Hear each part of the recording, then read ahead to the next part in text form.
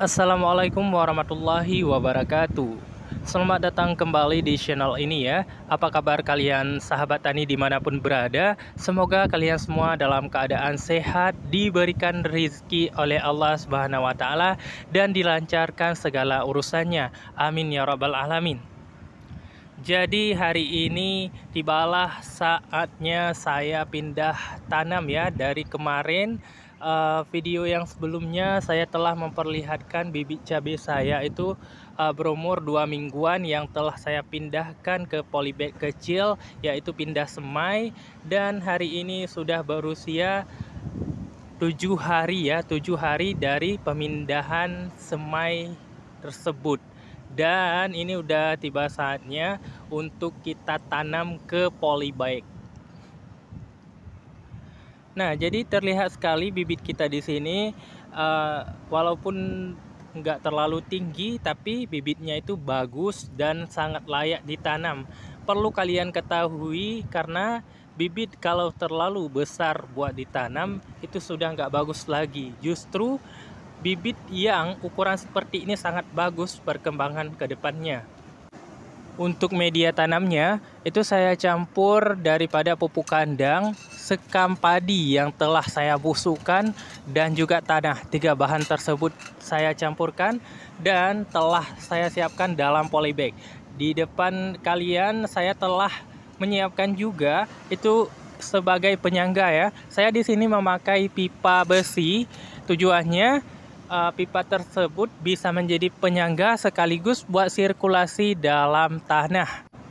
Di antara sahabat tani semuanya pasti pada bertanya, kenapa sih kayu penyangga itu dipasang duluan padahal itu bibit cabenya belum ditanam.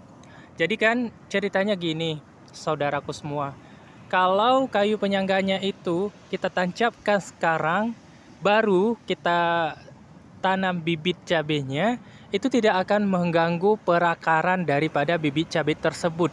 Karena kunci utama daripada keberhasilan menanam cabai salah satunya adalah menjaga perakaran supaya tidak ada akar yang putus sehingga membuat pertumbuhan cabai tersebut terganggu. Satu hal lagi yang perlu kita ketahui ya, bahwa yang paling penting dalam menanam cabai itu harus ada tempat pembuangan airnya, terutama yang menanam cabai di pot dan di polybag serta di plastik dan lain-lain ya, entah itu di ember, itu harus ada tempat yang tidak tergenang airnya ya. Karena cabai kalau kebanyakan air itu bisa membuatkan busuk akar ya, menyebabkan busuk akar, dan bahkan bisa menyebabkan kematian pada tanaman cabai tersebut.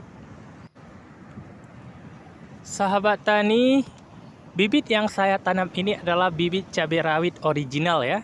Kenapa saya pilih bibit cabai rawit ketimbang bibit cabai merah keriting dan bibit cabai lainnya? Saya terkesan sekali dengan produksi cabai rawit hijau ini dan juga harga pasarannya yang sangat tinggi.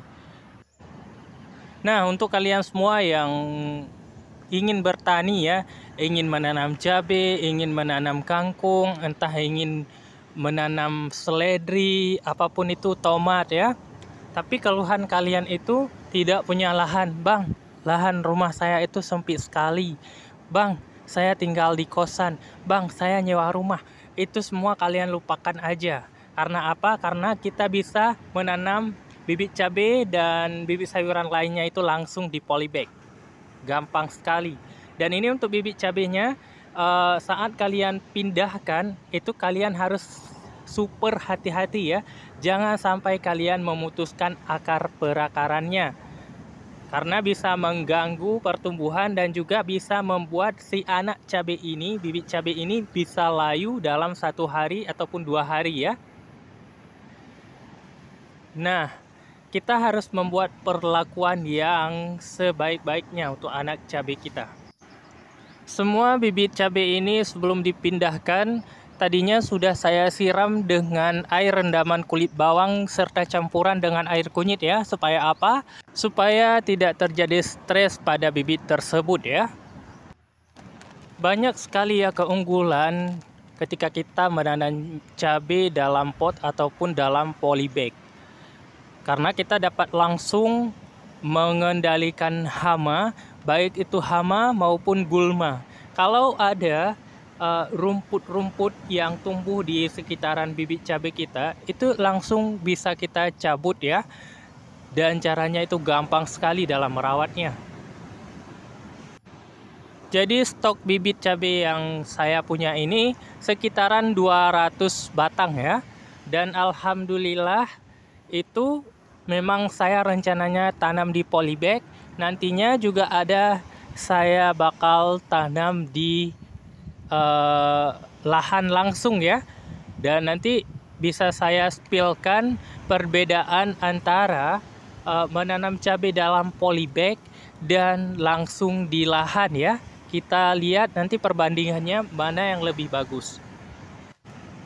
Alhamdulillahirrabbilalamin, akhirnya selesai ya penanaman bibit cabai yang dari semai kita pindahkan ke polybag ya. Nah, ada beberapa juga saya langsung pindahkan ke lahan ya, ke lahannya langsung, dan ini penampakannya. Masih terlihat sangat kecil ya, karena ini baru hari penanaman pertama. Alhamdulillah. Oke, jadi semuanya sudah selesai pemindahan bibitnya ya, siap pindah tanam, dan kini step terakhir ya, yaitu penyiraman. Di sini saya telah menyiapkan bumbu rahasianya ya, supaya apa? Supaya tanaman tetap kuat, kokoh, sehat, dan bisa tumbuh dengan sempurna.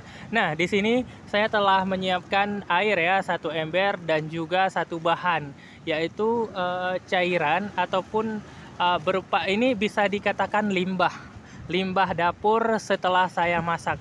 Nah, ini bisa langsung kita larutkan ke dalam air bersih secukupnya saja ya, secukupnya saja. Terus kita aduk sampai dengan merata.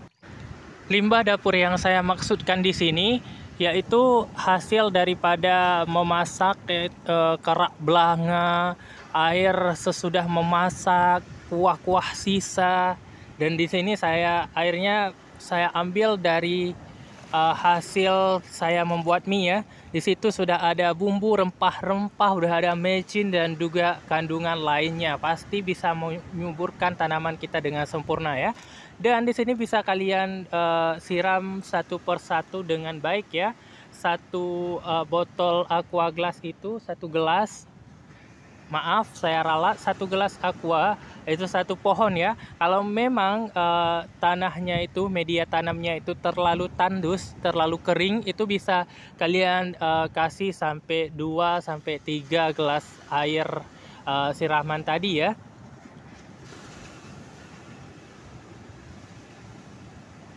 Dan kalian bisa menyiramnya itu tanpa tersisa satupun ya. Jadi dalam air tadi itu bisa kita bilang itu terkandung juga bawang ya, karena bawang itu sangat berpengaruh sekali kepada perakaran bibit cabai dan bibit tanaman apapun.